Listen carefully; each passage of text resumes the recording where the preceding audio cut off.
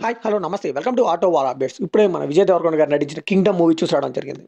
So Vijay గారికి ఈ movie అయితే చాలా నీడ్ అండి, ఎందుకంటే ఆయన కంబ్యాక్ ఇవ్వాల్సిందే, ఎందుకంటే వరుస పెట్టి ఫ్లాప్స్ వస్తూనే ఉన్నాయి. సో ఈ మూవీలో ఆయన మీద అయితే నాకు పెద్దగా హోప్ లేదు, ఓన్లీ గౌతమ్ తిననూరు మూవీ అని చెప్పైతే వెళ్ళాను. ఈ మూవీ చూసాక నా ఎక్స్పీరియన్స్ చెప్పాలంటే just strictly one time watchable అండి, అది కూడా ఫస్ట్ హాఫ్ కోసం మాత్రమే. ఎందుకు ఇలా చెప్తున్నా ఇండెప్త్ రివ్యూలో మాట్లాడుకుందాం. ఈ మూవీ బేసిక్ స్టోరీ నచ్చింది. మన హీరో కానిస్టేబుల్ అండి, ఒక స్పై రూపంలో వెళ్ళి వాళ్ళ అన్న ఎప్పుడో చిన్నప్పుడు వెళ్ళిపోతాడు ఇంటి నుంచి. సో వాళ్ళ అన్న వెనక్కి తీసుకొచ్చాడా లేదా అంటే remaining part of the film. నిజం చెప్పండి, ఈ స్టోరీ ఎప్పటి నుంచి చెప్పండి. ఒక విశాల్ గారి మూవీ ఉంటుందండి, ఆ మూవీలో కూడా అంతే, అన్న కోసం వెతుక్కుంటూ సిటీకి వెళ్తారు తమ్ముడు. సో ఈ మూవీ చూస్తే మనకు అదే ఫీలింగ్ వస్తుందండి, ఆల్ మిక్స్ పులిహోరలా ఉంటుంది, చాలా మూవీస్ కలిపి కొట్టేశారా అన్నట్టు అనిపిస్తుంది. దీనికి తోడు సేవియర్ టెంప్లెట్ ఒకటి. ఈ సేవియర్ టెంప్లెట్ ఎందుకు చూస్ చేస్తారో నాలుగే తెలియాలండి. ఒక ఐలాండ్ లేకపోతే ఒక గూడెమో ఉంటుంది, దాన్ని సేవ్ చేయడానికి ఎవడొకడు వస్తాడు అని వీళ్ళు వెయిట్ చేస్తూ ఉంటారు, లాస్ట్కి వాడు వస్తాడు. సో ఇది ఒక రొటీన్ టెంప్లెట్ అని చెప్పొచ్చు.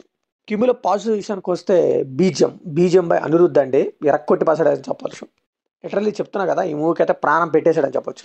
అండ్ ఇంకా పర్ఫార్మెన్సెస్ అండి, పర్ఫార్మెన్స్లో ముందుగా మనం చెప్పుకోవాల్సింది వెంకటేష్ అండి, విలన్గా చేశారు, మామూలుగా చేయలేదు, ఈజ్ ఏ గుడ్ యాక్టర్ అనిపించింది. ఇంకా ఆ తర్వాత సత్యదేవ్ గారు, ఆయన అయితే వేస్టెడ్ అనిపించిందండి, ఆయన పొటెన్షియల్ని అసలు యూజ్ చేసుకోలేదు వీళ్ళైతే. ఇంకా విజయ్ గారు అండి, పాత సినిమాస్తో కంపేర్ చేస్తే ఈ మూవీలో మంచి మేక్ ఓవర్ ఉంది, అండ్ అలానే కొద్దిగా ఇంటెన్స్ యాక్టింగ్ అయితే చేశారు. ఇంకా భాగ్యశ్రీ గారు, ఆవిడైతే జస్ట్ 2-3 సీన్స్ కొన్నారు అంతే, వేస్టెడ్ అని చెప్పొచ్చు.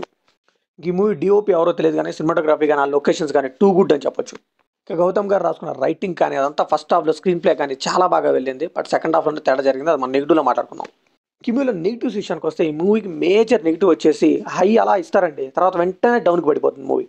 సో మన ట్రైలర్లో చూసిన షాట్లు కూడా ఇవి హై ఉంటాయరా, ఆ జైల్ సీక్వెన్స్ కానీ ఇంకా మిగిలిన ఎలా హేలా హేలా సాంగ్ కానీ, సో ఇవన్నీ ఇన్స్టెంట్ హై అయితే ఇస్తాయి, కానీ ఆ మూవీకి ఇచ్చిన సెటప్ కానీ ఆ పే ఆఫ్ కానీ మనకైతే అస్సలు అంటే అస్సలు కనెక్ట్ అవ్వదు. అండ్ ల్యాక్ ఆఫ్ ఎమోషన్స్ కూడా ఆ అన్న తమ్ముడికి అది పెద్దగా వర్కౌట్ అవ్వలేదండి ఆ సెంటిమెంట్ అయితే.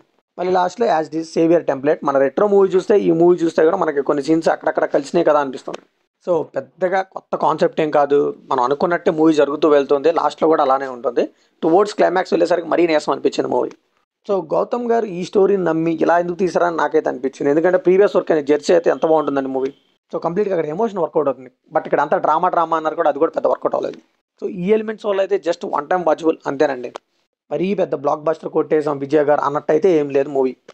సో ఇది కంప్లీట్లీ నా ఒపీనియన్ మాత్రం. మరి ఈ మూవీ మీకు అనిపించింది కంప్లీట్ షేర్ చేసుకోండి, లైక్ చేయండి, షేర్ చేయండి, వెళ్ళే ముందు సబ్స్క్రైబ్ చేసుకోండి.